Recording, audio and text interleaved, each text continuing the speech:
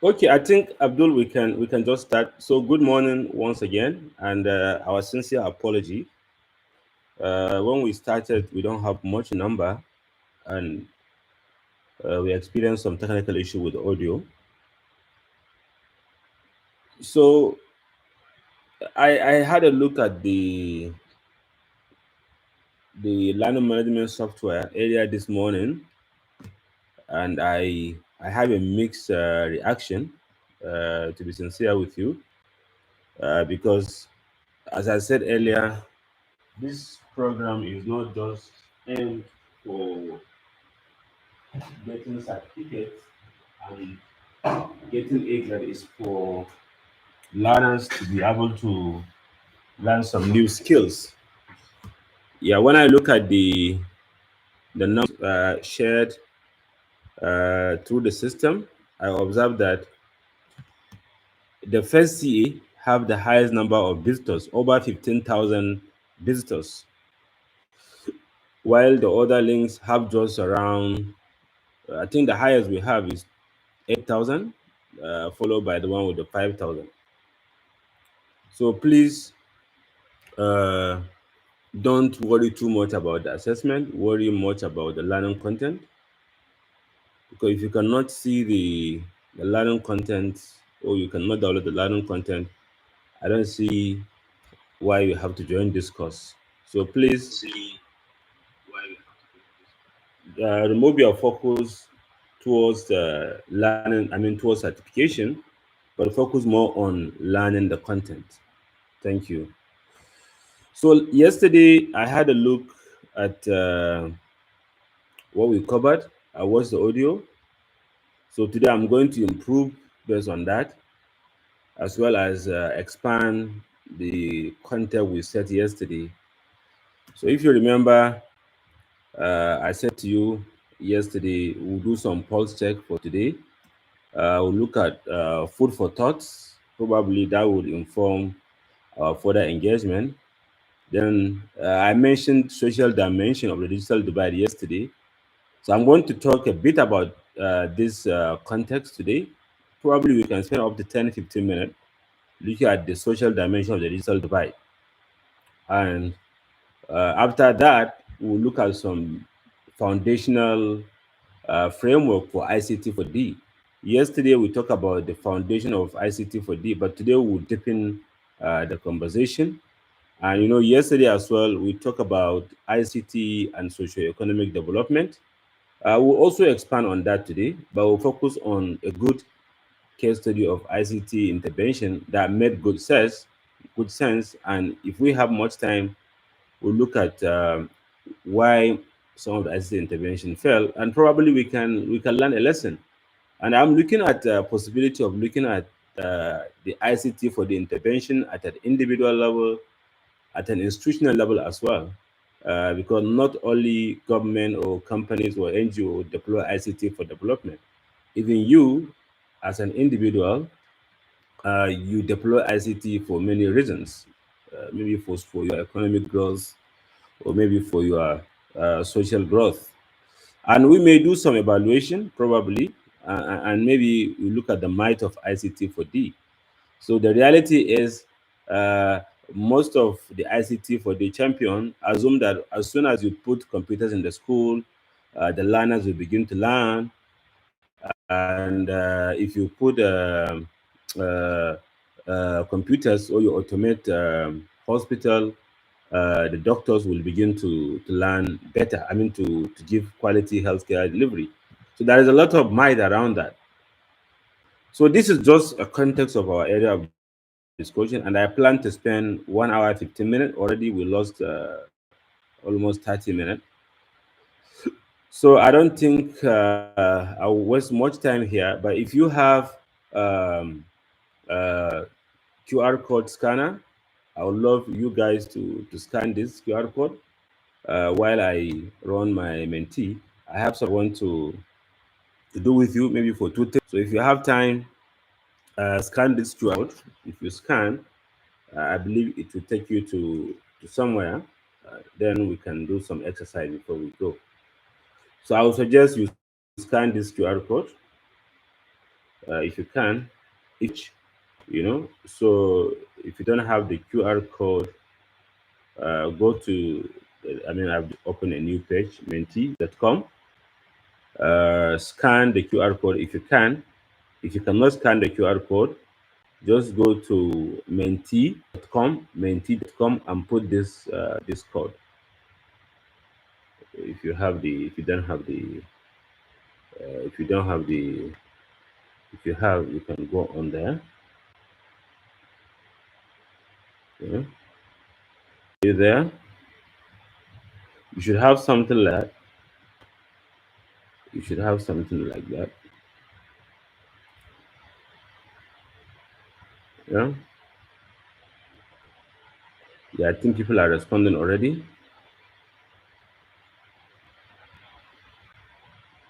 Yeah, I think four people responded. I think five. Uh, so let's respond. What is the major problem challenging the world today? So I can see five responses only. We don't want to waste much time here doing this, but if you can have more people responding, it would be nice. So how many? I think we have about 65. So we can do better. We can have, okay, 7, 8, 11. Yeah, I can see new words: lawlessness, insecurity, poverty. But I said this is not Nigeria. What are the major problems militating the world now? Not Nigeria. Global issue. I think corruption is more visible. AI is prominent from the list. Racism, lawlessness, critical infrastructure, decline in the economy, corruption. I think corruption is more visible. I don't think there is corruption in China, very visible as we prominently put it there. Okay, so I'll allow maybe for 30 seconds, then I'll go. Yes, racism. Yeah. Okay. So, what comes to your mind the first time you hear ICT4D? I want you to respond to this. I want you to respond to this. What comes to your mind the first time you hear ICT4D? What comes to your mind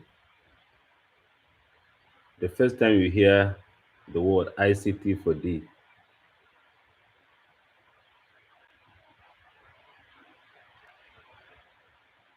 Development, communication, technology development, technology development, teaching ICT, technology. I think we're getting good response from this: development, communication, yeah, information, uh, to your mind when you hear about ICT4D. Yes, yes, yes, yeah, yeah, communication. Hmm.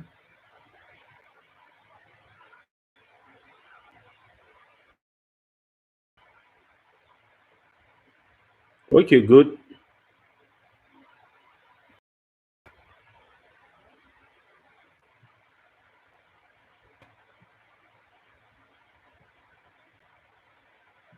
good. So we are getting more response.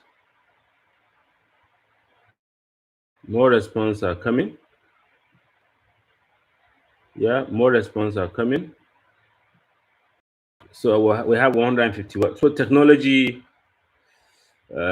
communication, innovation, future, climate, realities, inflation, organization. I think this is becoming more interesting. Yeah. But I'm getting worried about the word I'm getting. When you hear ICT4D, is not the technology, it's not the communication. Yes, I think I like the development, I like the innovation, but I wanted to see innovation more prominent. I wanted to see good governance. I wanted to see, I mean, to, I mean, to learn new things. Yeah, yes, yeah, yes, yes. Okay, so I think we have good response. I will go to the next question. Okay, so what is the major problem militating Nigeria now?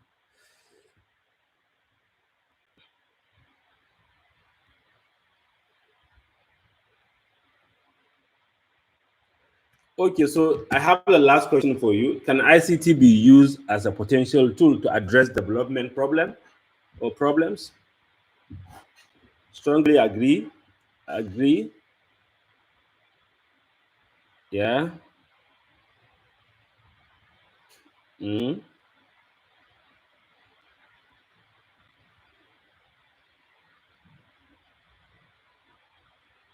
Mm-hmm.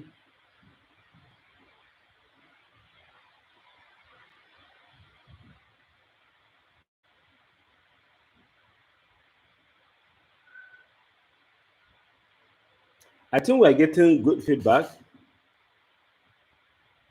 So I think majority of you are hopeful that ICT can.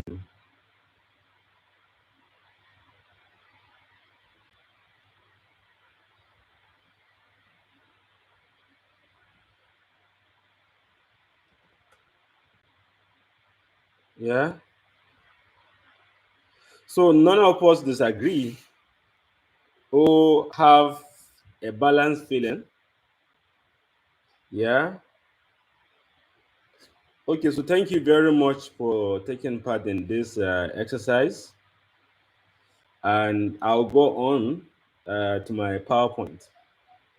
So when you look at this, I think there is a lot of issues around correlation with what we have. This is done by someone, and from what we can see, the major prominent uh, words from the exercise done somewhere is digital platform, its impact, its framework, its multi-level perspective. So, but why we do this is because I want us to think about or turn off our thinking or attention from the word ICT. So when you hear ICT, it's not just about the computer, it's not just about the network, it's not just about the portal, it's about the development.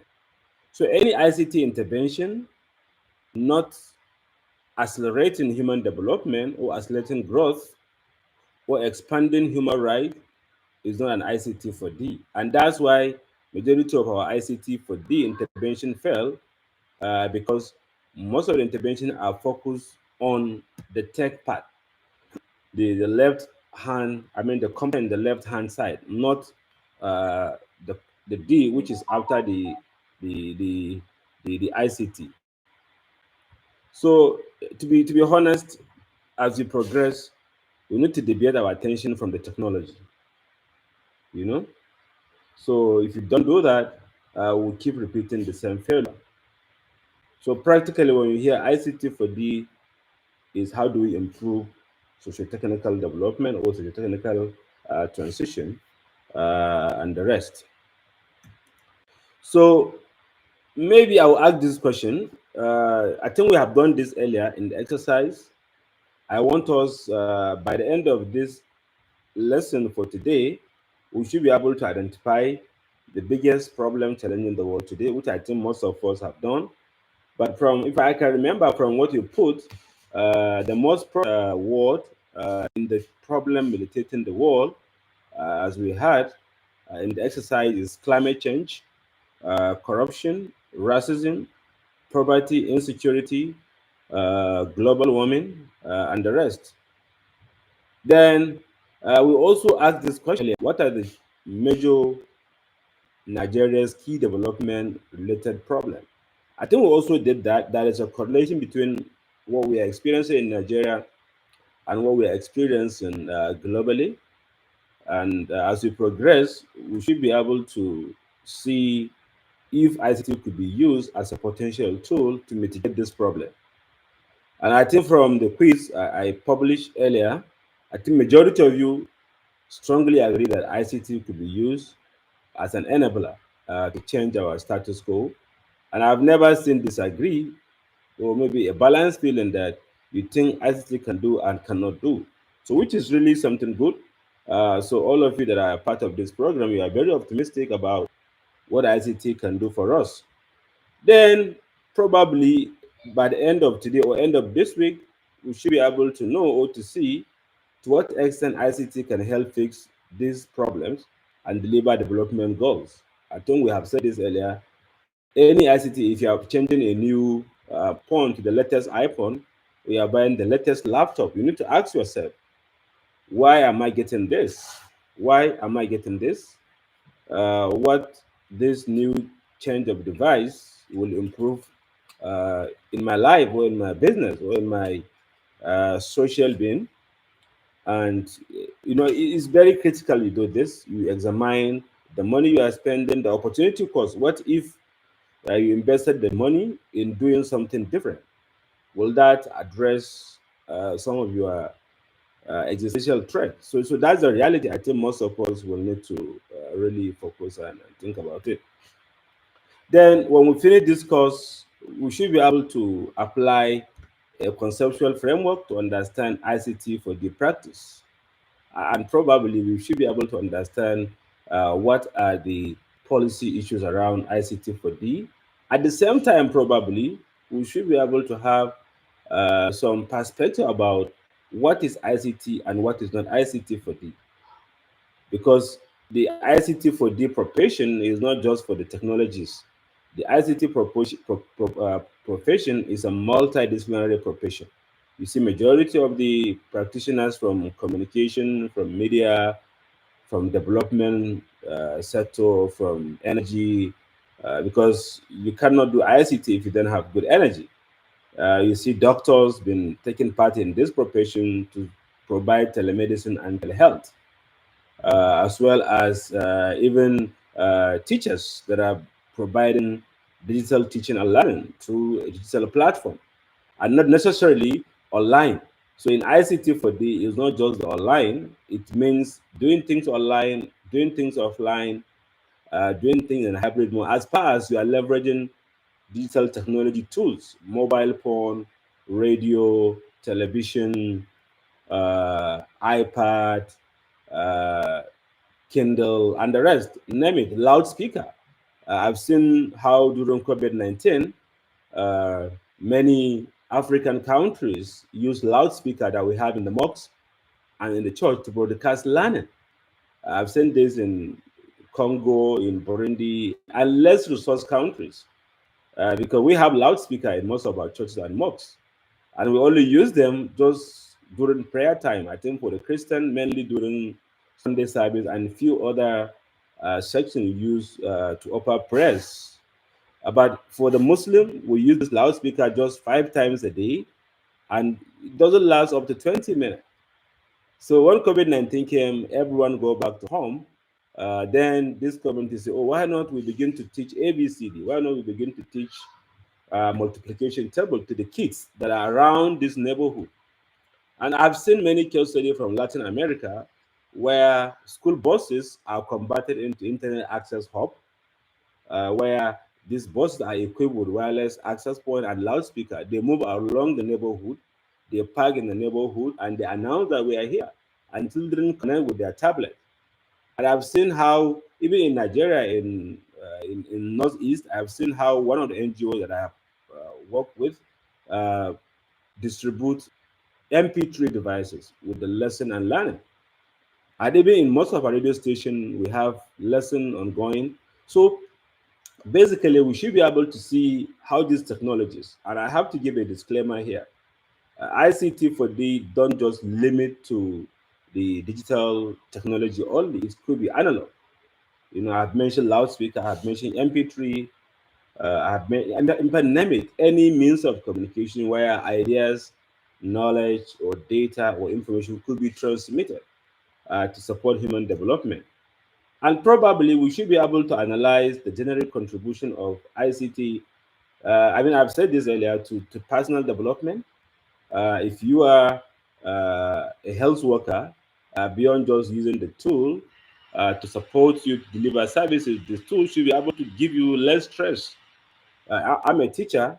I'm using this tool to teach, to interact with my student without having to use chalk, without having to sweat standing. I'm sitting now doing this class because the tool I have support me to have a comfort. And I always tell my colleague there is no need for teachers to sweat. You know, your arm feet don't need to sweat. You don't need to release white fluid from your mouth if you are teaching. The ICT tool should be able to give you opportunity to teach with ease. If you are spending 3 hours teaching, if you deploy ICT4D tool, you should be able to teach within 1 hour. Ordinarily, I've said this earlier, if I'm doing this teaching or this course face to face, it takes 4 to 5 days, intensive, 5 hours a day, and we have to stay in one place. But because of digital technology that we have, we are doing this within a short period, and majority of you are not connected. But immediately after this class, I'm going to share the video so many of you can catch up. You can pause and take notes. So that's a possibility, that's the opportunity ICT4D is giving to individual, to the national, as well as even the international development. So if you are thinking about ICT, don't think about ICT in a myopic approach. Think it big, broad. And every good ICT must support individual and must support national agenda. Then probably we should be able to analyze the role of policy. Policy is key. I've said this yesterday. In Nigeria, we're not doing bad in terms of policy. We have the national ICT policy. I think it's almost 12 years old. And recently, the federal government, through the Ministry of Communication and NIDA, developed national digital economy strategy. So moving away from the ICT, because they see ICT now as ubiquitous. Anyone can go to market and get a SIM card and be online. But earlier on, getting a SIM card is a luxury. But now, almost every ICT you think about is ubiquitous. You don't need to go very long process. You don't need to be a scientist or an engineer to use ICT. So because it's ubiquitous. So we have this national digital economy policy in Nigeria. We have the AI policy, so that there is no ambiguity in implementing ICT.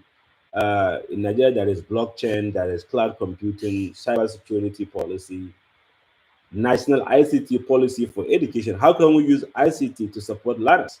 In fact, beyond that, I was involved in developing a policy for Nigeria that have to do with the national digital learning policy, because digital learning is now becoming very common thing that any one of us can do. So the federal government didn't leave that vacuum open. They fill it up, airtight, everything covered, regulated. So policy have a very significant role in implementing ICT4D. Then strategy beyond policy. Policy is a vision, it's a mission. For you to get it into the field, you need to have some strategic direction. So, and also operational intervention. The government need to put some palliative. They need to put some incentives to support early investors into this infrastructure. If you put a 4G network tower in a community where they have just about 50 residents, that it would not bring revenue to the telco. But because government want to go on to the no one left over strategy, you see almost every location have this tower providing service, even though the telco are not getting good revenue. I think Nigeria is trying very hard to see that everyone been connected with the national broadband policy Nigeria set up, and the plan is to accelerate 4G at the same time 5G. And as we all know, Nigeria know they carry last. So I think in terms of connectivity, yes, we're not doing bad because of the intervention government put together. But in terms of quality of service, I think it's an area that we may have to discuss going forward. So, and maybe after this engagement, we should be able to identify some roles around ICT4D intervention. Who are the ICT4D champions? Who need to do what? Who need to do what? And who need to support what? Because every stakeholder within the ICT4D cycle have a role. It's government role to put a policy and ensure the policy is being put nicely into operation. Is also the role of the practitioners to ensure ICT4D are implemented in a professional and ethical manner. And it must be sustainable and resilient, and it must be inclusive, no one left over. Then it's a role of the users to ensure that this technology are being used based on the intended uses. For example, I work in a university. I ensure there is internet in my university, there is computers, but I cannot regulate or I cannot control what people do with the computers. If they use the computers just to watch YouTube or to watch pornography or to use this tool to accelerate their learning, it's their own cup of tea. But from the background, we could be able to monitor or tweak or adjust the amount of bandwidth being used by these users. That's the only thing we can do. So users have a big role to play in ICT4D intervention. If government decide to put online taxation system, if users decide not to go to the online pathway, is their own cup of tea. If government decide to put digital learning platform and the learners are not going there, the government have no way to enforce that because it's their own personal consequences. But in some instances, many countries are putting incentives just to accelerate digital transformation. I know many countries are encouraging people to go online. If you go online and do this and that, you have this and that coming your way. So I believe by the end of this call, we should be able to identify the role of each of the stakeholders in ICT4D, and we should be able to identify the gap and challenges each of these stakeholder experience while interaction or interacting with ICT for the intervention. And we should be able to talk more around SDG. I'm going to talk more about this as we progress. So let's do a pulse check because I'm not a doctor, but practically whenever I'm doing this type of engagement, I do a pulse check. Because when you go to doctor don't just give you chloroquine injection or analgin or whatever injection. They have to go through your temperature, your uh, blood pressure. They have to ask about your family history, uh, your lifestyle. Then they can give you some intervention. So always it's important if you are doing ICT for the intervention, do a pulse check. Ask the community that you are giving the laptop or the tablet. Ask the community or the country you are giving digital transformation tool to ask if it fits in within their lifestyle or within their expectations. So, and probably we may be able to look at, I think we have said a lot around what can we do with ICT for education. I think the potential for ICT in education is really massive. I think it's the most visible thing we can say now around what ICT can do for development, health and nutrition. Yes, we have seen how these tools are being used to generate or produce new foods because now we have an issue, even in Nigeria. We have Ministry of Agriculture with additional role, food security. How do we achieve food security? And I think as we progress, as we do some search, maybe how can ICTs support health and nutrition in Nigeria? You could see barriers coming, things coming off your way. Environment. I think we'll talk more around this, how ICT can be used to mitigate or to adapt to the climate change, which is one of the major challenge you guys have put in the earlier exercise we had. Then businesses, I think, is very visible. Banking industry in Nigeria and even fintech are the major beneficiary of ICT in their operation.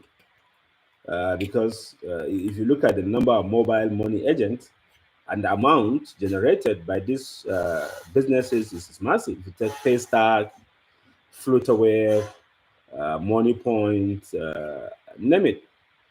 They are providing job opportunity for the youth, making ease of doing business much more easier, reducing amount of armed robbery. Because nobody now carry cash, and if we have to wait until bankers give us a usual bank account, Nigeria will wait for too long. Because I had a check yesterday, and Nigeria we have just about 65 million uh, bank verification number, and that means only about one sixth or one fifth of Nigerians have a real bank account. But in principle, if you have MTN SIM card, automatically you have a bank account. Most of these mobile money agents, they call them Momo, don't need to go through a very serious KYC to have you getting your bank account set up. So businesses are really major beneficiary of this ICT for the intervention, and in reality, that is supporting economic empowerment. Because if you look at the number of the users or the youngsters getting their daily bread from money points, or maybe easy, I mean, easy money, you call it, that massive, and that is supporting economic growth. And then good governance. I think a lot of work has been done around this in Nigeria, but we can do more. We have seen how bank verification number, IPPIS, uh, GIFMIs, and the rest supporting government to save money. And probably as we progress, we could see how corruption will become less more visible, because in the exercise we had, most of you mentioned corruption as a major problem militated in Nigeria. Then how do we improve security? Because the number of police we have in Nigeria is not enough.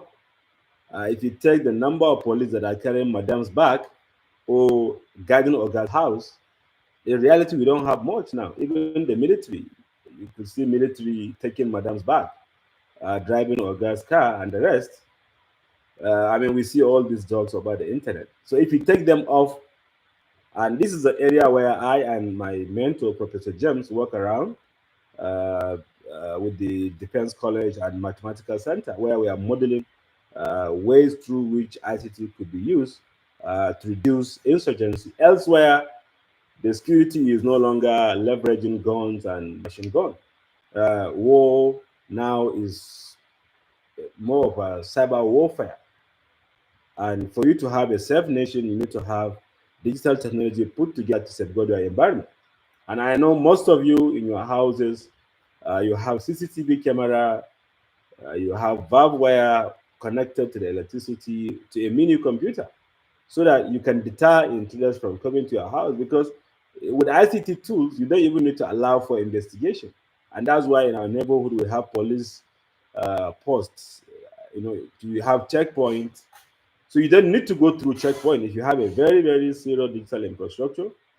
And I mean, elsewhere, if you travel, if you see a policeman, a British policeman, probably he's equipped with over 10 to 6 cameras, taking photo of who is moving, taking audio signal, sending back to data center, processing the using machine learning and neural network to prepare for any emergency. And you have seen um, how uh, youngsters that are intended to put a bomb or create mayhem in a society been tracked.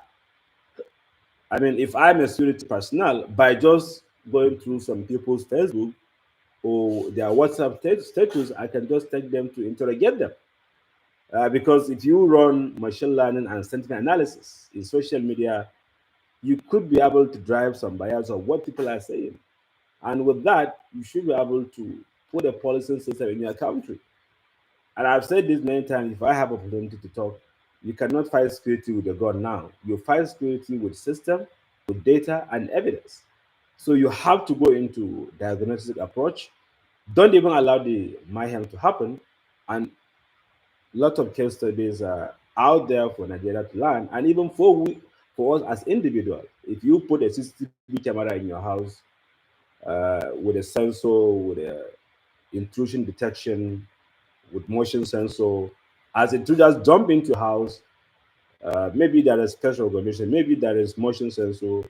It make an alert, and that guy will just have to go. It's an early warning for him. Then gender, I think majority of our sisters are not part of this digital economy. But how do we support women to be more active in this economy? And what are people with special need? How are we taking them through this program? And I asked this question last time when we had meeting. So we have gender and inclusion coordinator for this ideas program. How are we going to support this? I think it's a point of discussion, see how we can support them. Then geography. What of a lady? A lot of work going forward need to focus, and that's why I would love to see AI supporting a hard to reach area. So you, I want to a brainstorming section at your free time. Reflect how can we use ICT to support all these verticals, and I think we have a lot of case study for us to learn. Then let's talk about SDG. I've been talking about this word since yesterday.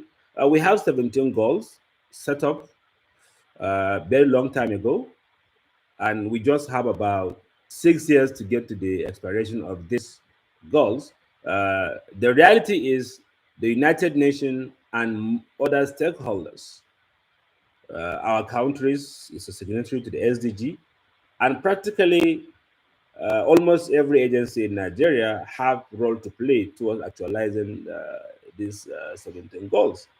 So, but if I ask this question, do you think in the next 4 years we may have no poverty in Nigeria? Can we have zero hunger by 2030? Can we have good health and well-being? Can we have quality education? When I said this to you yesterday in my state where I came from, only 1% of the youngsters are achieving minimum proficiency level. Can we use this tool to accelerate this learning poverty? I mean, to reduce this learning poverty, gender equality, clean water. How can we have affordable energy? I've seen many of you complain about power, about electricity. How can our youngsters? How? How can we have a decent job for these youngsters? Because unemployment is high, inflation is at its high, I think about 35%. Then how can we have, you know, quick response to climate action? What if we have flood? What if we have fire? What if, how can we stop flooding? I think I've said this very, very well. How do we improve the level of our ocean? The ice is dissolving. The mangrove forest is becoming more open forest now. How do we improve justice, equality within our system? How do we reduce racism? I think someone mentioned in the exercise we had, racism is a major problem of Nigeria. Yes, I mean, I agree with you. But how do we stop all this? How do we fight uh, insurgency with the support of ICT4D? You know, and if you look at these 17 goals, I would like to take them one by one. If you take goal number one, no poverty, a lot of interventions are really, really ongoing, you know, because in reality, we have over 2 billion people in the world that have no bank account. Over 2 billion. If people are not getting bank account, that means they are financially excluded. And that means they may not be part of the digital economy. But digital economy is a cashless economy. You have seen when the federal government decided to change our currency, you know, cash trap, people become hopeless, people become restless, and the digital platform failed to work because of the pressure. So, but I know a lot of work is ongoing on to bridge this first goal. I know Bill and Melinda Gates, uh, International Telecommunication Union, and the rest of the organizations are working tirelessly to see that we have a good financial inclusion system in our country. There's zero hunger. The UN Food and Agriculture, FAO, and even in Nigeria, a lot of work is ongoing. I know even in Nigeria, the federal government is leveraging agri-tech to accelerate food security in Nigeria. To be able to have agricultural practice driven using data and as well as other ICT enabled solutions like the IoT to improve crop yields and productivity. And probably, if there is a chance, to support farmers to be able to save money by using less fertilizer as well as by using. And I believe going forward, we may be able to see from the university, from the industry, to accelerate agri-tech. Then if you take good health and well-being, I think the life expectancy rate in Nigeria is increasing. I remember looking at the data not long. We have about, I think if I remember, about 46, 45 years life expectancy rate as at 1999. Within the last 20 something years, I have about 54, 56 because of advancement in uh, food security, advancement in vaccination, and also scientists are using these emerging tools in drug discovery. So the WHO is doing a lot of work around supporting healthcare, and even during COVID-19, we have the NCDC where we see information coming our way every day to show where there is much incidence of COVID-19 infection and how to get vaccination and how to even be safe by leveraging the personal hygiene. Then, if you take the SDG 4, I think is quality education. I remember about 3 years ago, just before COVID, we hosted International Telecommunication Union, the chair of the ITU for Africa, Andrew Rujeje, together with the chair for the International Labour Organization. They visited us, visited our university, where we had a discussion about possibility of reducing or improving quality education. I do at the same time productivity of our institutions. And a lot of project has been launched by the United Nations. I was involved in Generation Unlimited. It's launched in Nigeria. Uh, Reimagine Education, and is championed by UNICEF and ITU and even Giga Connect. Giga is a project run by ITU in Nigeria where all schools are being mapped and they were put in a pipeline for the possibility of being connected to the internet to support data sharing, M&E, and the rest. So if you have time, you can just search Giga, GIGA.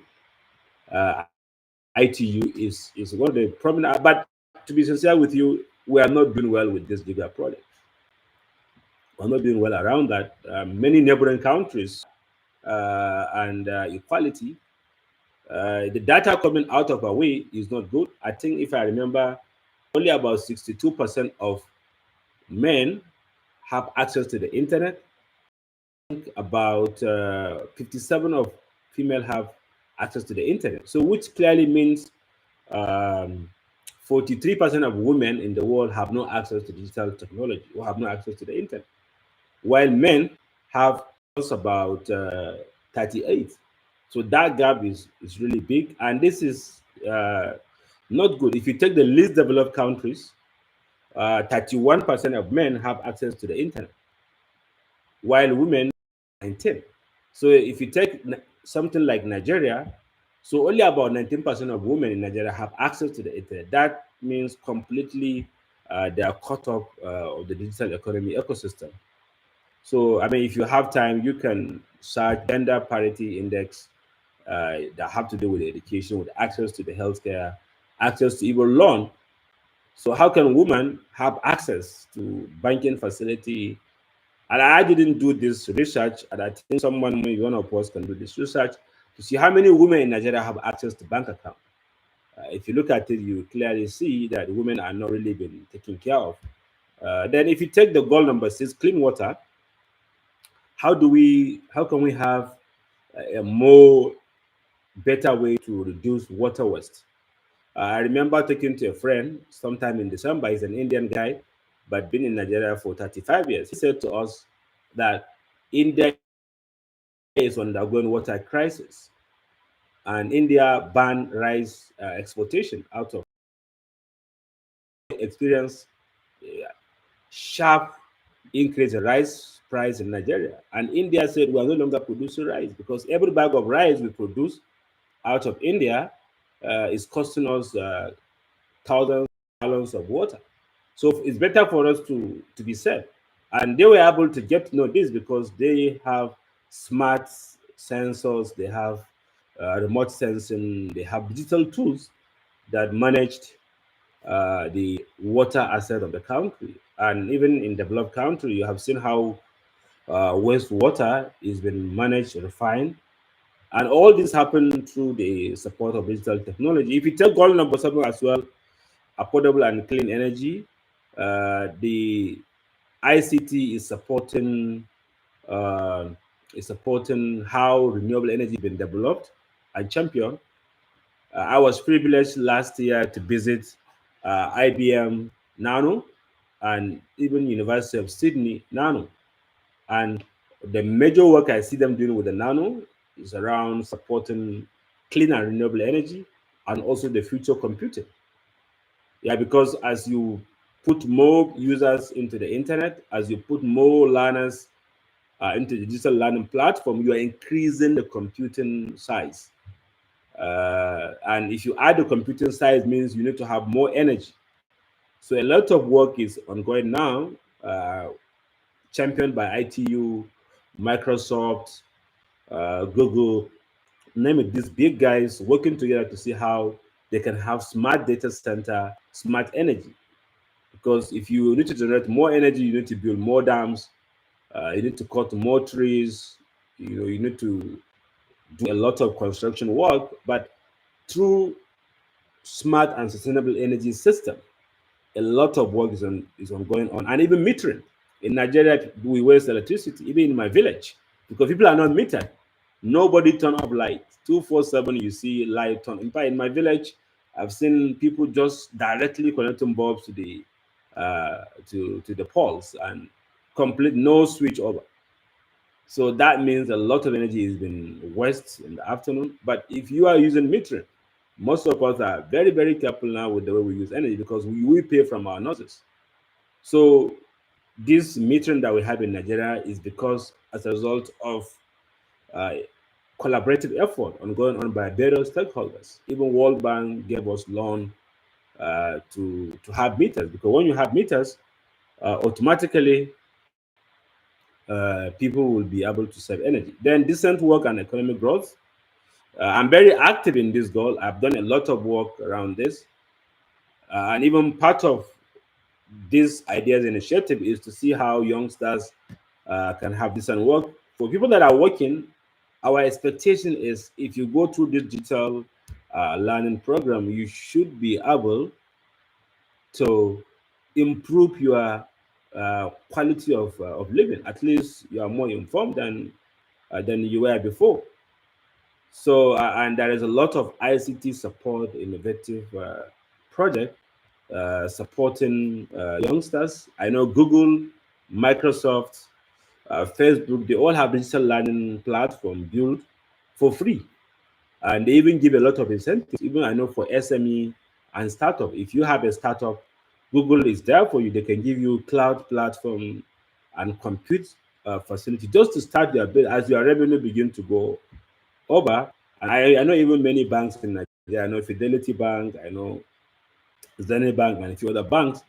They have financial incentives supporting entrepreneurs and also uh, fostering support for SMEs for them to be more productive because as more companies become more productive, learning in the SME become very, very strong. The SME will begin to provide quality and better services to the customer. So ICT is being used very, very widely to achieve SDG number 8. And this is a work that I know even the federal government is doing on now. Apart from this ideas program, I think it's about $200 million grant, I mean, loan from the World Bank to support digital skills development. There is also another one called iDice to support creativity. And I think this program is championed by Ministry of Creativity and Culture. And beyond that, there is also a recent program launched by the federal government. I was privileged to be part of the event in Gombe about 3 weeks ago. They call it ONTI, Outsource to Nigeria Initiative. OTNI is a program run by the Office of the Vice President together with public and private partners to support outsourcing business, call center. If you have issue with your MTN SIM card or your bank, you put a call to the call center. That call that been picked up by someone, that someone may not necessarily be in Nigeria. I know the telcos have done very well to give this market out for us in Nigeria. But if you call, in fact, I bank with one of the bank in Nigeria, and when I call them, a Ghanaian woman picked my call, and from her accent, I feel very very disturbed, and I just cut the call because this is opportunity been going out of Nigeria, and for every call we put to Ghana, Ghana is getting dollar. And to be honest with you, most of these big guys are taking this opportunity of the headquarter of Twitter is in Ghana for Africa. The headquarter for Microsoft for Africa is in Kenya. Kenya, I don't think they are up to 50 million. And the headquarter for IBM is also in Kenya. The headquarter for Cisco, name it, are all in either South Africa, Kenya, Rwanda, and even Senegal. Even the UN body, even most of the big conferences that happen in Africa, they go to other African countries. But the federal government, I can see a lot of commitment from them to see how youngsters can. And the easiest way to give youngsters job is by putting them into digital innovation framework. Then improve infrastructure. I think I don't need to talk much about this. Energy, how do you reduce less energy? How do you use less energy, less water? How do you improve efficiency in the construction industry? How do you build smart, sustainable, and inclusive neighborhood? This is a project that I know the federal government is also working with international partners. So if you look at goal number 10, how do you reduce inequality? How do we support people that are in hard to reach area? Also, the palliative and the incentive that data is given don't really go to the beneficiaries. They have no means of identity. They don't have. In Nigeria, we have uh, about 200 and I think 20, 30 million. But unfortunately, only about maybe I say 110 or 120 have bank account. And that's why you see corruption as major problem that you said, because the big men take the money and they put it in their pocket. Because these poor have no identity, they have no means, we have no way to track the poor. So I think it's a serious issue that I think the federal government need to take it very, very serious to accelerate SDG. Then, if you take goal number 11, sustainable city and community, is also part of what we discussed in the order, because these goals have interlinkage.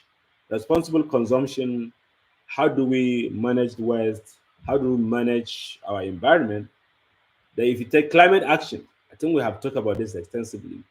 And I've said this many times, climate change is real. And most of our problems, as I've said, insurgency are something that have to do with global warming, because farmers are no longer going to farm. And the reality is, if we don't have a sustainable and balanced ecosystem, we can run into big problem. Then, if you take life below water, life on land, you can see how even piracy, all these guys that are our sea asset is being managed. Even Nigeria recently recognized the blue economy. When you hear blue economy, it means water system. We don't really exploit our water system and waterways in Nigeria. Until recently, where federal government have Ministry of Marine and blue economy. If you go to UAE, I always like Dubai. If you go to Dubai, you go to Dubai Creek. On average, you can see up to 50 to 100 cruise ships. And I do a lot of cruise whenever I go to Dubai, and I do count it. I was talking to one of my mentors, Professor James. One day we cruised by the Dubai Creek, and we counted 21 people working in one ship. From the bar attender, from the guy serving the food, from the captain selling the chef, from the dancers, the belly dancers, the DJ who is controlling the music system, from the ship control system. Over 21 people working in one ship. So on average, if you say 21 people working in one ship, there may be 50 ships. If you add the number, it's big number, and you count how many people ride or do the cruise a day. Each ship can take up to 100 to 250 guests, and maybe 100 dirham. 100 dirham is about $36 now, if I can remember, and maybe around 30,000 naira. So it's a big economy, blue economy. Many countries are leveraging their waterways. I think in Nigeria we had the Borough Port where federal government dredged the river. I had experience Borough ports, something that I don't like telling. So I think how do we leverage, how do we use this water system to make it more clean? And with the digital technology, you can have sensors put around to measure the quality of Latin America and Asian countries, ice fish. And they're cheaper than the fish that we harvest from our neighborhood. Catfish is, I think, more expensive than the ice fish we buy, I think, in kilogram, because we did not harness our waterway. So it's important if we can begin to think about how can we use digital technology. I have a friend recently that I met in his university. He's looking at developing sensors that will tell or measure the quality of the water, and government can use that to accelerate the marine ecosystem. And one of my friend, Dr. Bamanga, who happens to be a staff of, is the deputy director now at NIMASA. We all and did PhD same time with him. I got to know this blue economy award the first time from him in 2012. And as I'm talking to you now, he's currently attending a conference run by International Maritime Organization. And all what he is doing is around how do we harness our marine system.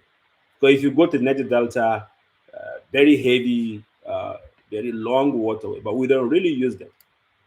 And if you don't harness the resources around your neighborhood, it's a big issue. If you go to Arab countries, if you visit Arab countries, you go through the desert to do safari. So I think there is a lot of work around leveraging life on land and life below the water.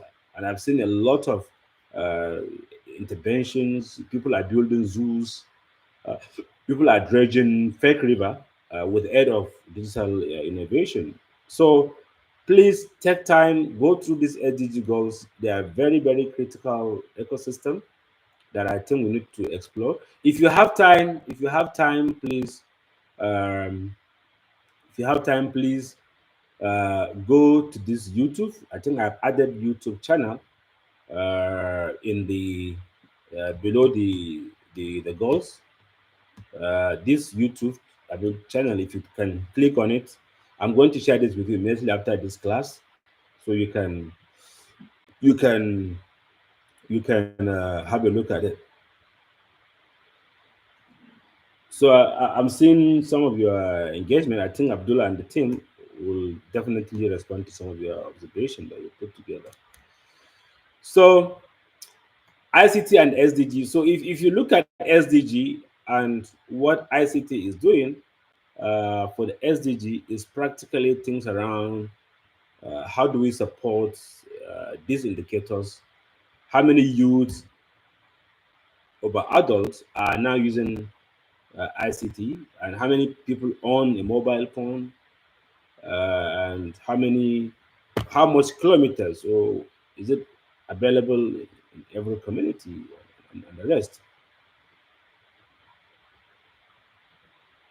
So, and if you look at how many people are connected to the broadband internet, I don't mean 2G or broadband, high speed internet. And these are indicators that as you progress, if you go to the SDG website, or you just do a simple Google search, a lot of work has been put together to support ICT, SDGs for ICT. So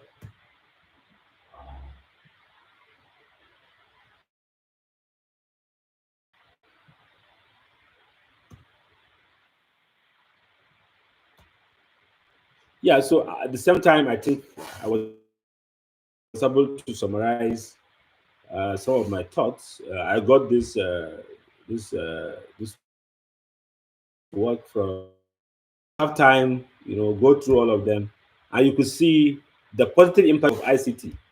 Sometimes because I am an ICT4D researcher, so we spend much of the time lamenting about what SDG is not doing. But the reality is SDG is supporting a lot of transformation globally. Then let's talk about learning poverty, skills, digital skills, and generative AI. I like talking about this topic.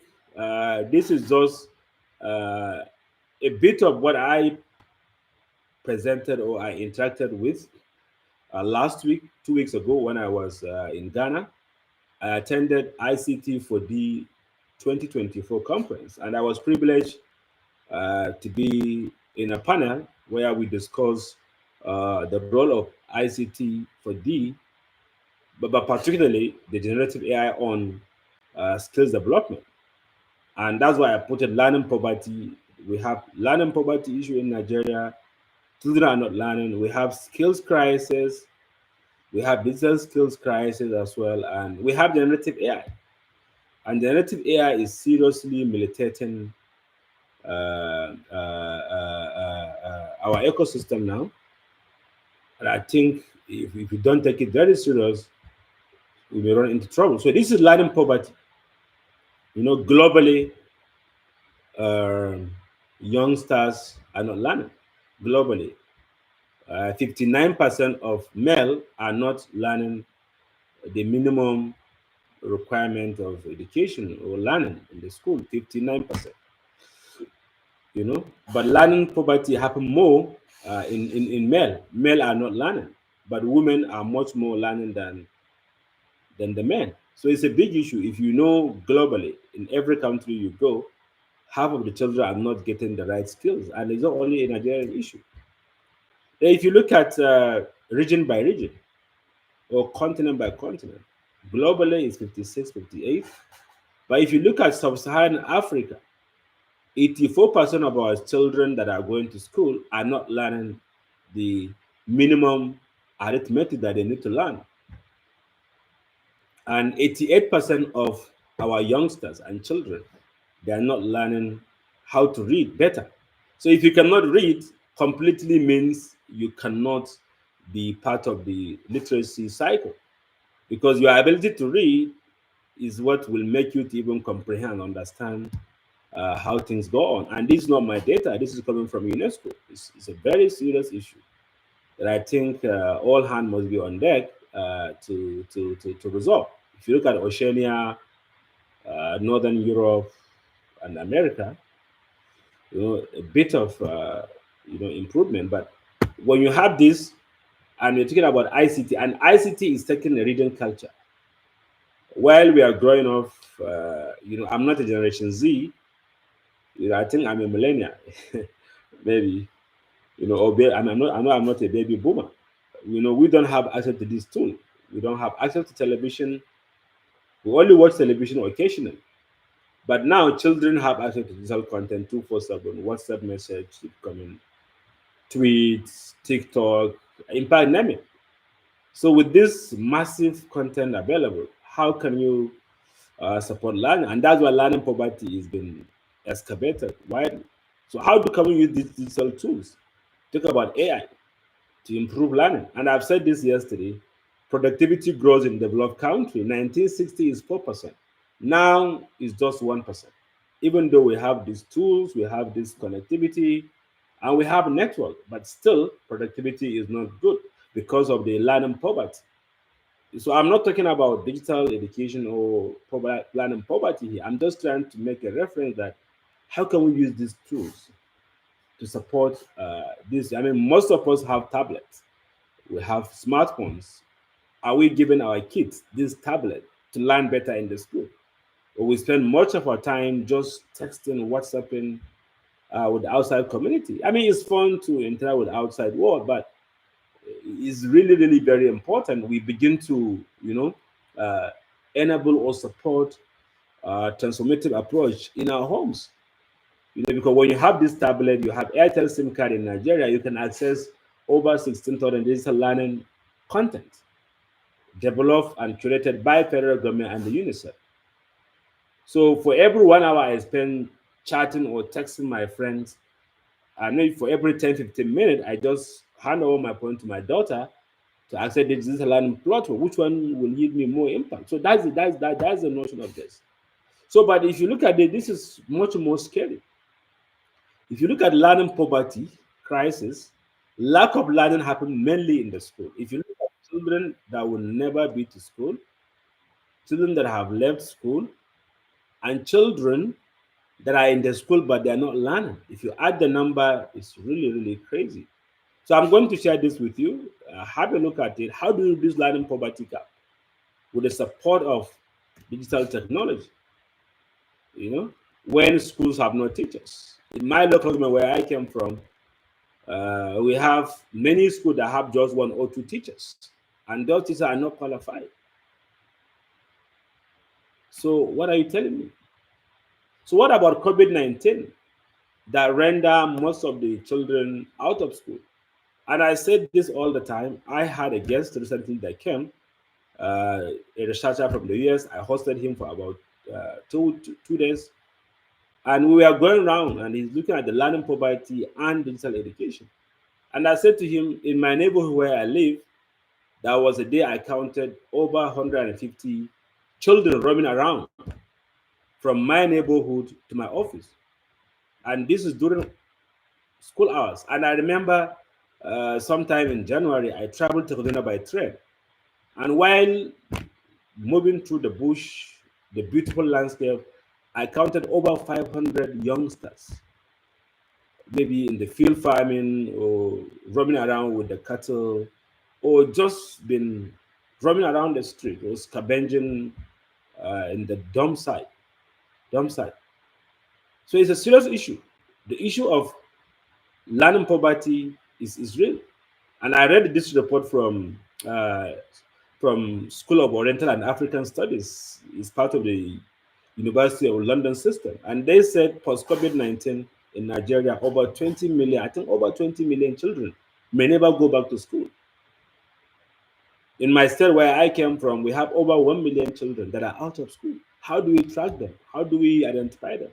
How do we support them? How do we use AI tools to take them off the road and put them back to school? Because if you didn't take them back to school or back to meaningful place of work, they could be danger to us. And insecurity, many schools in Zamfara, in Kebbi, in Zamfara, in Kazina, in Niger, and the rest of them, over 10 of them, are out of school. Many schools never opened for the last 5 years. That means completely more children are getting into crisis. So look at this table. This is our education overview. Gender parity is high. And in a rural community or poor family, only 1 in 4 girls attend or complete JSS. So when girls are not educated, not in school, not in job, not in employment, it's a big issue because they will definitely not be part of the economic system. And there is this notion that if girls are not educated, automatically their children may not necessarily go to school. And I know someone is doing a research correlation between mothers that are out of school, that have never been to school, and the prosperity of their children. And that's why many countries are working very hard, tirelessly to bridge the gap in access to education. And if you look at our budget as well, we are not spending much money into education. About 1.97 money spent into education. I used to do this joke usually. If you look at how much we spend for wine and champagne and Coca-Cola and Heineken, probably we may spend more than what we are spending for education. Even what we spend for Pomo, for pounded yam and amala, you know. So, I mean, it's a serious issue. I had this discussion with my mentor. I keep talking about Professor James. We just laugh over it. Even most of our universities that we run, we spend more money on entertaining guests than what we spend for research. And this is an area where I do my work. Many universities spend 250 times for entertaining guests, buying ukazi soup, oha, and amala, and pounded yam, or tuwon shinkapa, and kuka, than what they spend for research, ICT, and connectivity. I've known a university that I've never gotten internet connection for over 2.5 years. And when the vice chancellor entertain guests almost every day, eating 3 square meal, I mean 3 course meal for every night, entertaining guests. But the library have no connectivity. It's high. So it's a serious that I think we need to really take very serious with digital tool, with WhatsApp, with YouTube channel. We could educate more, and we could have a much more prosperity going forward. Then, if you look at the skill mismatch, I got this data from one of the presentations by the World Bank. It's one of the recent. So, education have crisis. How can we use this advanced tool to address to this problem? I'm not going to waste much time into this, so you could read on your own and comprehend. Then, if you talk about the category of people that are with our ecosystem, children that are in education, how can we use this tool to support children that are that are in education? How can we give them a skill, with this tool? What of children that are out of school? How do we bring them back to the skill system? We're not talking about the schooling because we haven't gotten money to school them. What of children that are already out of school? They have graduated, but they have no job to do. At the same time, what of people that are not in the school, not in employment, and not on any training? How do we enable them to the skill? Because I like this word, the skill. Yes, I know how to do handwriting very well. I used to get more marks from my teacher because I can write very well. Now it's no longer relevant.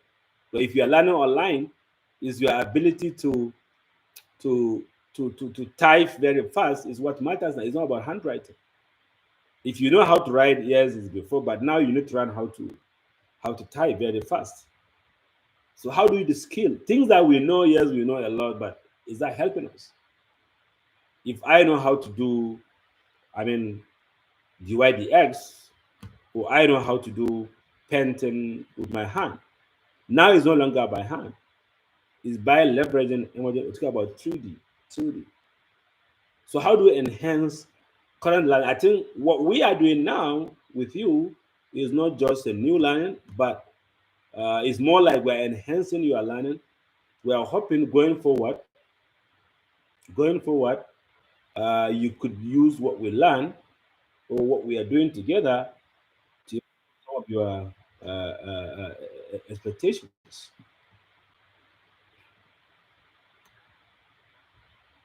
So I think I've spent much of my time doing check.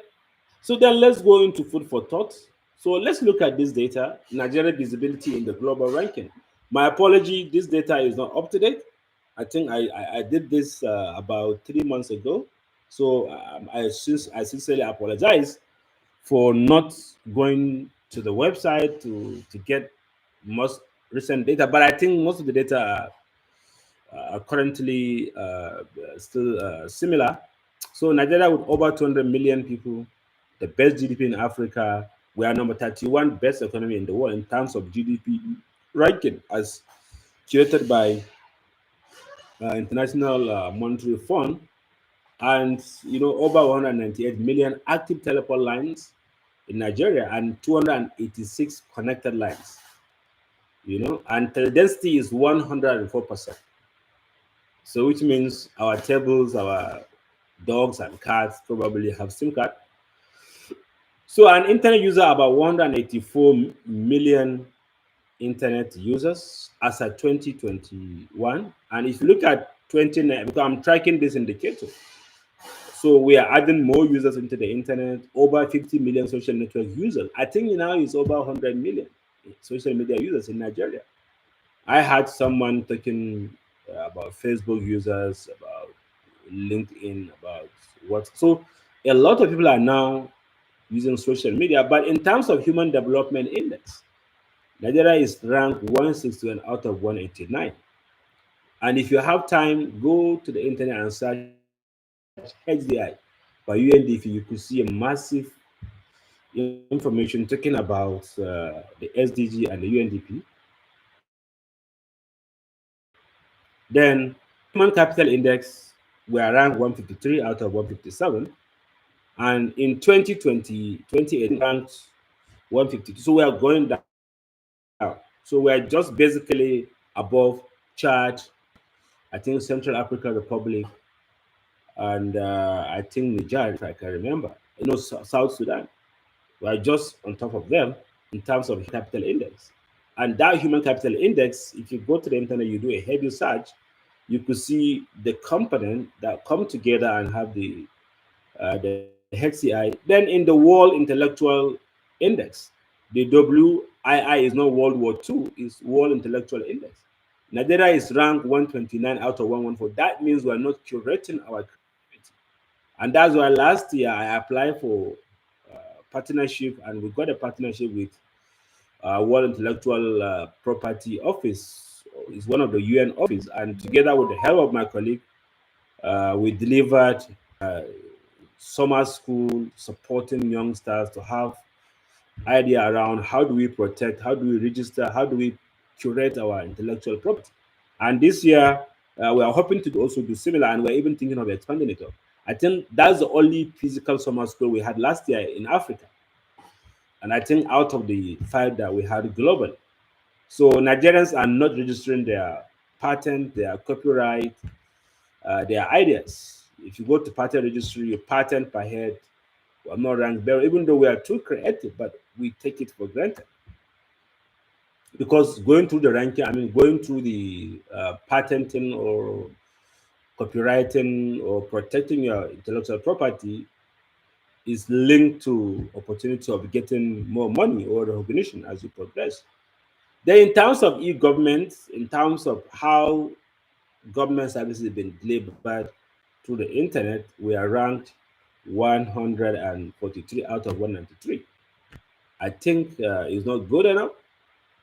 In terms of, because I'm going to show you this in the next slide, in Nigeria, we are number 4 in terms of technical, in terms of know-how, and number of people that use digital tools. But in terms of using this tool to provide public services, we are 142. So it's a big number. And in terms of e-readiness, I think I like this e-readiness and e-participation. You know, our ability to use digital tool. Most of the Nigerians are online, but they cannot they cannot even use Google Map.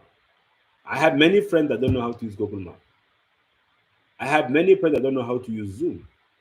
And people ask questions that they're not even supposed to ask, you know, because our ability to participate in the digital economy is not very, very strong.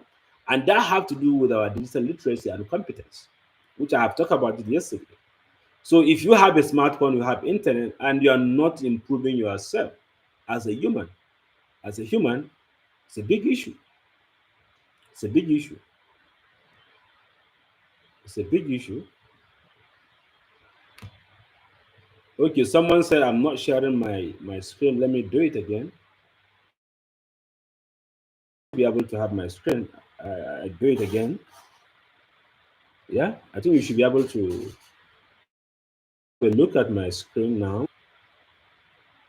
Yeah, yeah, I think nice. Yeah, I think you should be able to have my screen by now. So in terms of, this is food for thought. I think it's an opportunity for us to leapfrog. If we have the platform, I think we have leapfrog in Nigeria with regards to the digital development. But I think we can do much better than this. So can you see my screen? Yeah, I mean, we will upload the video. I can see you putting comment. Yes, would absolutely will absolutely I don't know why you cannot see my screen. If you can see my screen, yeah, the screen is still okay. I think it's coming up now. Able to view my screen by now. So you should be able to view the screen by now. I mean, people say they want to go and pray. Yes, you can go and pray, but the reality is, we'll put the video. We're not stopping you from going to pray. You can go and pray. In the meantime, we'll share the video. So if you cannot view my screen, do let me know, and that's why we make it a bit more interactive. Yeah, so that we can interact. So I think, let me just go back to the slide, and I think we're not really doing too good with this. I would suggest go to the internet, search GDP growth in Nigeria, HDI, HCI, virtual index, e-participation, e-readiness, e-governance index. There is too many indexes. One of my master student, I asked him to do this work for me. I think I was able to come up with about 210 indicators and showing where Nigeria is, and where we're anticipating to even the SDG ranking. SDG are now used to rank most of our. So I think the beauty of it is, if you look at what we have in the screen, the left hand side, I think I've said this, we are number 4 in terms of technical know-how globally. I think it's an opportunity for us to leverage this. But if you look at even medium and high tech industry, we are number 43 in the world. We talk about ease of doing business, cybersecurity regulation, publication. So actually, I'm not doing bad in some of these things. But if you look at the right hand side, Wikipedia edit. I had this workshop last year, and I asked my participant, how many of you edit something in Wikipedia? None. And that's why most of the thing you see about Nigeria is fake. I had a friend, Wilson, that works with the Wikimedia Foundation, is part of the Wikipedia. I think he did about 4 or 5 workshops in our university. And he told me one time that the Wikimedia is changing the narrative of Africa. If you go to Google and search Kano, or you search Kontagora, or you search Indufo Alife, or you search Inewi, what you see is war, is hunger, is poverty, is malnutrition, is hopelessness. But with the support of the Wikimedia Foundation, they are changing the narrative, populating more pictures into the Wikipedia, so that Nigeria could be attractive. If you go to the internet and search Rwanda, you see the beautiful waterfall, the beautiful mountains, you see the green, the vegetation, everything looking so nice. But if you search Kano, what you see in Kano is the 1912, 1930 old buildings, and people looking malnourished. And so the reality is, a lot of things are really changing. So our ability to contribute, and this content development, you don't need to really go to office and work. You don't need to travel to make money, to contribute to the nation, but to even make your country attractive. I had workshop about, I think, 2 months ago in Sulalabia University, Kafan Hausa, and I think over 300 students in the workshop. And I asked them, how many of you are making up to $100 per month? And none. I said, okay, $50. I think only 1 or 2 guys put their hand up. And I say, if you have mobile phone and you have internet and you can generate content, you can easily begin to make money. You can crack a job and make money. You can put a song. You can become a social media influencer. So, and the reality is, majority of us just use this tool to broadcast hate speech, to escalate danger, and and just you know.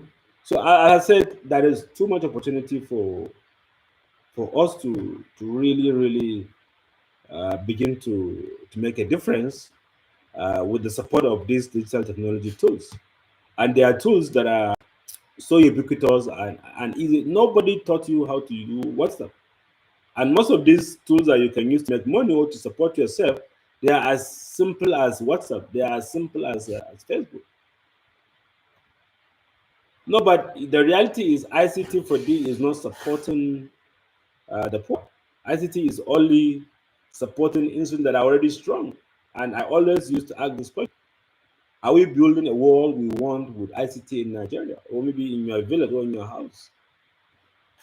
So I think it's a question that most of us may likely need to ask. And I like working with data. This data I got from SMEDAN. SMEDAN stands for Small and Medium Development Agency. Just last month, I hosted the DG of SMEDAN, Charles, and I engaged him in a very serious conversation. I said, how can we turn this data? Majority of our companies, I think 99% of our SME have an average uh, less than $50 per month. So if most of your companies are not making more than $50,000 in a month, I mean, $50,000 in a month, it's a big issue. Even though the data is a bit old, but nothing really much change, you know. So if you look at the medium enterprise agencies, 0.01%, just about 0.1%. Then you look at the small enterprises that employ up 10 to 49. So most of us, what we do, we are not really running a business, micro business. Maybe we just buy Rafa and we put it in our WhatsApp status and say we are doing a business. And I did a work for one of the United Nations agency. I visit the east around Onitsha, Aba, Umahia. And when I ask somebody, what's your profession? They say, I'm a trader. Very few of them say they are businessmen. Majority said we are traders because they are just trading. Just taking wrapper or buying bag of pure water, get ice and just cool it up and sell. You are not adding much value. If you buy water, you take a flavor, you make it into maybe ginger and maybe zobo or maybe something. So you're adding value. You could make more money by not just taking the water and just add water and then sell. So if you just go to Aba and buy wrapper and cut it into 5 yards and sell, you're not adding value. But if you have a tailoring machine in your house, you do a tailoring, you could sell up to 50,000 naira as against what you said, maybe 70,000 naira. So value addition is not really very much. But with the support of digital transformation, with support of AliExpress, gig economy, gig workers, businesses could leverage branding, they could leverage packaging. I had encounter with one of my friends that does things around food processing. And I said to him, with due respect, I'm not going to pay more because you use nylon bag to tie this. Why not you go to the market and do a proper packaging, sell it, put your brand, and I mean, just make more profit. He said, but how can I do it? I said, but you can't do it. Many businesses, many business support services are already online. So I think it's an opportunity for us to think about this. If I'm getting 15 naira, how can I use digital tool? And the beauty of it is with digital platform, I'm talking about e-commerce, e-marketing tools that are online, Twitter. I mean, I have a friend who is also part of this engagement. I think uh, uh, is currently connected, and he does a lot of sales by just posting things in his WhatsApp. You don't need to, there is no need to have inventory. As you put your catalog online, someone order, you call the main wholesaler and you give the address and you have it. Even last week, I got a delivery for my wife. She made an order and someone delivered through my office and I brought it for her. So a lot of opportunity for youngsters to be part of the digital economy. And digital economy is about building computer center. It's not about building remote workspace. I mean, you can do this. I'm doing this teaching from my bedroom. It doesn't matter. I mean, majority of you are from your shops, from your offices. Some are even from your farm. So it's an interesting thing to see that these tools support SMEs, and we need to really begin to see how businesses begin to. I mean, I had this chat, as I said, with Charles, the DJ of CIMEDA, that we need to leverage training of small to medium enterprise owners and even the workers to begin to be more productive. And by that, they could increase their revenue and we could earn money in the local currency. Then also, if you look at this data also from CIMEDAN, when you have over 53% of employment sector in the country doing wholesale and retail, 52% doing bigger than even agriculture. So only about 12% of our population are doing agri because agri is no longer attractive, maybe. Then manufacturing about 13%. But the most scary part is wholesale. You know, if you look at the population, there is a good correlation. 16,000 are male, 14,000 are female. So female is 62%, and this one is 45%. So it's a big issue. Although there is issue with the data, but I just have to put it as it is. You know, I got this from CIMEDA. So if your majority of your businesses are wholesale or retail, it means very little value addition. If you take education, and that's why we have learning poverty gap. I talked to one of my former students, and he said he's double. I said, but you know how to do digital skill. Why not you begin to say, I want to do tutorial for all the children in my neighborhood. I want to teach you how to do robotics. You know how to do robotics. You know how to fly drone. Why not buy a drone and gather maybe 50 youngsters from your neighborhood and charge them just 10,000 naira per month and just teach them how to fly drone? Maybe all the photograph. I mean, so there is a lot of opportunity to tap into this. And I've said the DJ of Smedan, and I remember when he came to me, he came together with the essay to the president on student matters, and I was able to take them through this data to say them that there is no reason. I don't see reason why Nigerians will be unemployed. There is no reason because there is a lot of work government can put together, but that this require a lot of change of policy. It require the government to say we're no longer doing the business as usual, and it require government to put a massive infrastructure. It require the youngsters to be put under a serious model, no longer for the Christmas youth. In fact, one of my brother came to me to say that he got about 750,000 naira from the federal government. I said, well done, federal government, but the opportunity that we could drive through employment with ICT in Nigeria is really, really wonderful. So, and you know, I always really, really feel bad when I see this picture. Most of our businesses sells within our locality. If you do pizza or you sell pomo or you sell clothes, you sell within your neighborhood. 70% of all our businesses sell within our locality. Same town, 72%. Same state, 72%. Then within Nigeria, 62%. But out of Africa, out of ECOWAS, and worldwide. And that means we may be experiencing in Nigeria who are not earning money in hard currency or in foreign currency. So I think it's something that we could begin to really, really improve if there is a need for us to uh, to really make a difference. And this is an opportunity for going global. It's an opportunity for going Africa. It's an opportunity of going ECOWAS. And with due respect, if you have good, good, good digital platform, you could sell to the world. There is no barrier. There is no barrier to market. There is no barrier to where you can sell. I have a friend, Multarak from Kazori. He sells goruba.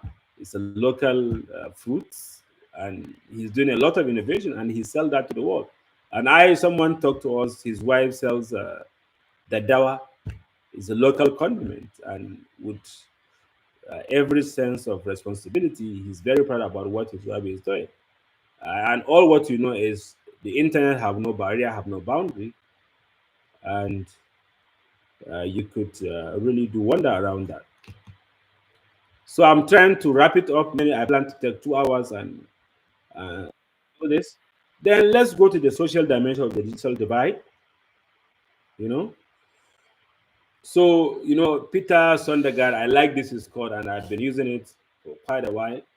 He said, "Information is the oil of the 21st century, and analytics is a combustion engine." Nigeria, yes, we have crude oil, but we have to take it out from Nigeria to Malaysia, to Thailand, to China, process and bring it back to us as a refined. Too much money for the export duty, import duty, cargo, haulage, and logistics. So and I think if care is not taken, we can go through the same process of oil. We have over 200 million people that are connected to the mobile phone, big number of people that are using the internet, social media, massive. But the data is being hosted elsewhere, is being processed elsewhere, revenue is made elsewhere. It's a big issue. I remember in the World Economic Forum of 2022, the German Chancellor then, Angela Merkel, said it's not possible. We have to domesticate data in Europe. Data sovereignty. If you generate data in Europe, it must be processed in Europe and you must give tax. The revenue generated from the data must be paid to the European countries. And I'm going to show you the Bloomberg Index. So, and then Adebayo Shitu, the former Minister of Digital Economy, Communication of Nigeria, said ICT can do better than what the crude oil can do. Yes, I believe in that, but maybe we have to put some serious effort towards that. And also, I think I've said this. I got this call from World Bank. World Bank said to us, digital technology had boosted growth, expanded opportunity, and improved service delivery. Yet, the aggregate value derived from this intervention has fallen short and is unevenly distributed. I think from our earlier discussion, we talk about breaking the digital divide, expanding opportunity for the marginalized and the rest. So even though Africa, everyone is connected, from my village where I came from, almost every youth and youngsters have digital technology. And the aspiration to have digital tools is massive. I have someone from my village, not well educated. He has been asking me for a job for over 3 years, and we have opportunity for him to be a security. And I brought him to a place where he was hired as a security, and his first 2 months' salary, he used the money to acquire a smartphone. Good for him, but maybe he's not using the phone to improve his quality of life. Maybe. So what if he used the money to invest in husbandry? Maybe he bought maybe day-old chicken, just attach them close to his. So I think it's a time for reflection, and I think it's time for us to think. Then I always like this diagram. Practically for almost every presentation I do, I used to put this diagram, and I think with due respect, I think I've been using this for the last, I think 6, 7 years, and it still persists. Where you see blue is where the impact of ICT is great. ICT can only do wonder if there is existing good value system. If there is none, forget about it. ICT can only support where there is a good system. If you look at this place, this is Singapore. You know, you know a lot of value is been driven from the ICT. Look at Korea, Japan. So I think it's a point that we may have to reflect as we progress. Then look at this. This is Bloomberg Billionaires Index. I've been tracking this index for long, together with my introduction to innovation student. If you look at the top guys that have the money, they are basically operating from the technology. If you look at how much revenue they accumulated and even increased, if you take, for example, I like this guy, Larry Page and Sergey Brin. These two guys, they are the co-founders of Google. So we are using YouTube is their product. For every 1 minute we spend here, they are making money. Before COVID, their net worth is $71 billion and 69. Then after COVID, they have 139, almost double.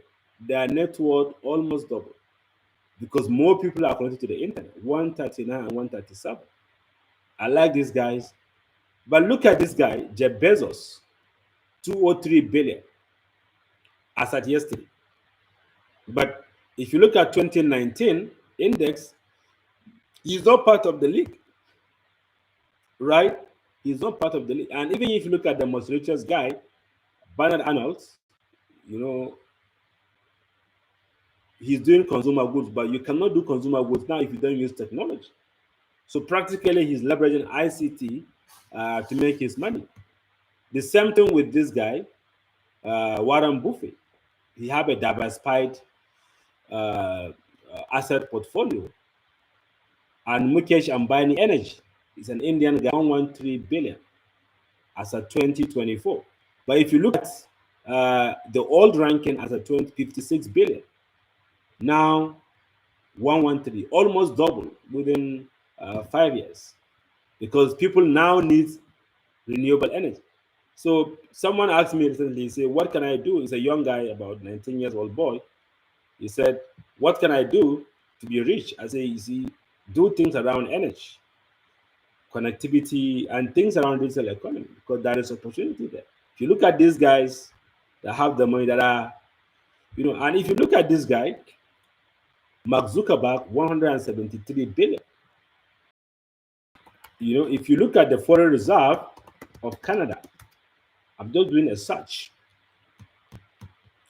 What is the foreign reserve of Canada?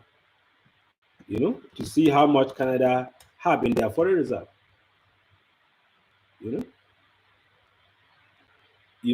85 billion US dollar. That's the foreign reserve of Canada assets now. But this guy have more net worth than Canada. So he is more richer than Canada in terms of foreign reserve. And Nigeria, I think we have just about $32 foreign reserve. So it's a serious issue that I think going forward, I'm not rich, but I always like to look at what rich people are doing and how they're becoming much richer. Dangote lose a lot of money. Why? Because of our productivity. He's not happy. He's one of the most unhappiest guy in the world now because Naira is losing value. I have a Chinese friend. I break my fast yesterday with him.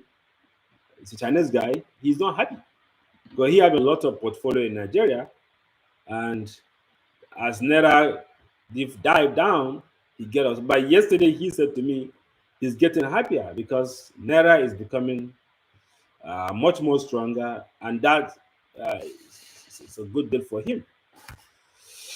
So, thoughts, but I'm not going to talk much around this. I'm going to talk about cells and kites when we go into the introduction to innovation course. But just jumping this, I don't have much time. So what is ICT? What is not ICT4D? In some time I used to put this, Boko Haram, they are leveraging ICT4D tool to accelerate their agenda, bring back our girls, digital education, politicians using a lot of digital tools to improve their political opportunity, card reader, using election. So I don't have much time to ask about it, but when you got this, think about this video and say to yourself, which one is ICT4D, which one is not ICT4D? And I like what Bill Gates said of recent, technology can be a major force to advance financial inclusion, which can help improve the lives of the poor and the developing. And that's why Bill Gates is doing giving a lot of money to the Bill and Gates Foundation to accelerate financial inclusion.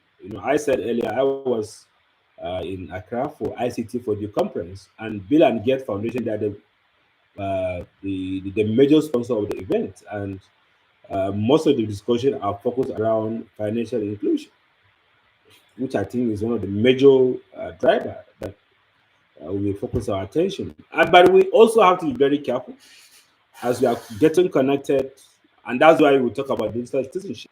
We know what happened in the North Africa, in I mean, in Egypt, in Libya, in the other North African countries where youth use the social media to thrown out the current government, and things are not really going too well. I remember during my PhD time, I had a friend, I have a friend, Haitham, like us, and the good thing he told me about what the Libyan government is doing then is really fantastic. But now they are now back to trying to even get it. So very important as we get connected, there is proper caution that need to be taken to protect democracy, at the same time to protect youth from being used by the opposition to begin to create a bottleneck and crisis and even take of the goodwill our countries have built together. I think we have this discussion extensively. I remember I gave a keynote speech sometime last year about the youth, civic engagement, and good governance, and we had a good. Then I always like to talk about. So anyway, I'm going to stop here, but I'm going to share the PowerPoint with you, and next week we'll jump into the ICT for the introduction to innovation. We'll talk more around that. So thank you very much for your commitment, for staying really too long with us. And I promise I'm going to share the video immediately. The link become available. We'll share through the Telegram. I'm not in the Telegram, but I'm going to share the link in the learning management software. And I think Abdul and the team will definitely share the link. So if you have any question, I think I've already shared the link with you. Feel free and do let us know if there is anything we can do to support you. And we have some difficulty with the learning management software. As I'm talking to you now, the team are working tirelessly to see how we can improve. So I have already shared the link. If you have any question, please feel free and put it up for me, and I'll be happy to respond. Please don't email us directly. If you email me, I may not really be able to answer all the questions, because yesterday I got almost 70 emails, and I don't really have the time to respond to all the emails. So if you have any issue, please put an email to ideas at baseuniversity.edu.ng.